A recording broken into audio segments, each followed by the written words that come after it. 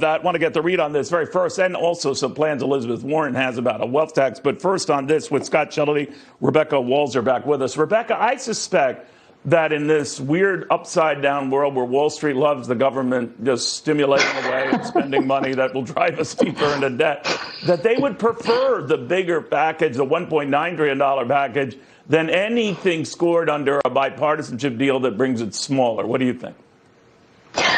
I think everybody that's elected must be under this new modern monetary theory that basically you can just print money forever and there's never any repercussions. I've never seen anything like it. I understand, and I'm not a government interventionist, but I understood why we needed the virus shut us down and we needed it.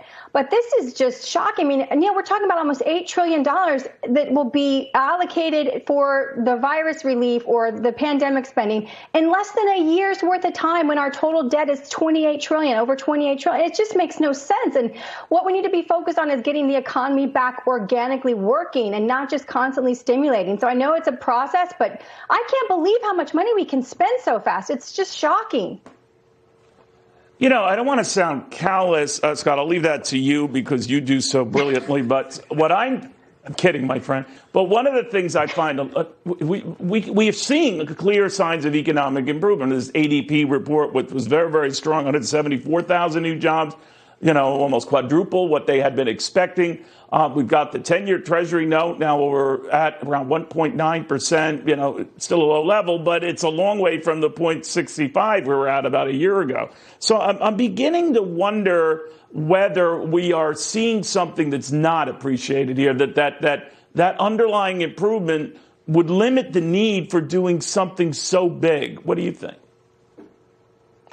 Well, I think you're definitely onto something there. That's exactly the case. And we still have, by the way, $1 trillion left over from the last plan that hasn't been spent yet. That's right. And so that everybody understands, just so everybody understands what $1 trillion seconds ago, the Neanderthals were roaming the plains of Europe, okay? 31,500 years ago. That's what 1 trillion seconds is. So we're talking about massive stimulus here. And here's what all I have to say. We don't have to spend the money. I agree with Rebecca. Don't spend the money. Just open up the economy. That's going to be the best thing that we've seen, better than putting my great-great-grandchildren in debt. But I don't see why they don't understand that. They'd rather go into debt or make themselves look better and grandstand about giving away all this capital that we just can't possibly pay back. So it's monumental. Remember, 1 trillion seconds ago, Neanderthals were roaming the plains of Europe. That's what we're talking about here.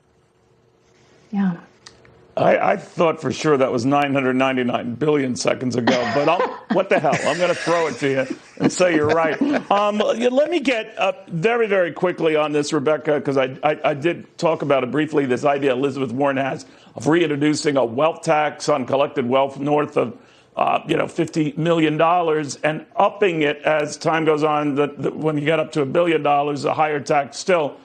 Where is this going, you think? I have a huge problem with this. Okay, let me just read this to you. Nor shall private property be taken for public use without just compensation. There's something called the Takings Clause in the U.S. Constitution. And remember, we're talking about a tax code, Neil, that originated in the early 1910s. And we didn't even have an income tax legal originally. We had to get an amendment to make the income tax legal. Now, people will say, well, there's the estate tax. The estate tax is not charged until somebody is dead and they're transferring property. So there's an actual process that's happening that allows the government to go in and take some tax. But this is nothing. This is a person just living and breathing and having assets, and the government saying if you have more than a certain amount, we're going to come in and tax you. I consider that as a tax attorney a takings, and I think it's completely unconstitutional, and I hope there's 1,000 tax lawyers that are ready to take this case on, because this cannot happen under our Constitution. They're going to try, though. But Scott, I'm just wondering, there are very creative ways to come up with more money, but as you and I have discussed, Rebecca as well, not so creative when it comes to limiting how you spend the money. That's what's got us in this deep doo-doo, and they're looking for revenue to support it. But a lot of creativity on the more, not so much on the less. What do you make of this? Yeah, well, I mean, that's the only way out of this, is open up the economy and stop spending as much. But if we do put through this wealth tax that she's talking about, it's only going to amount to $2.5 trillion over 10 years. I mean, that's what we call a suitcase on the Queen Mary. It isn't going to do anything. So I don't know what she's looking for. I don't know what she's looking for, but that's not going to be the answer. The homework today is this. What's fair, right? What's fair?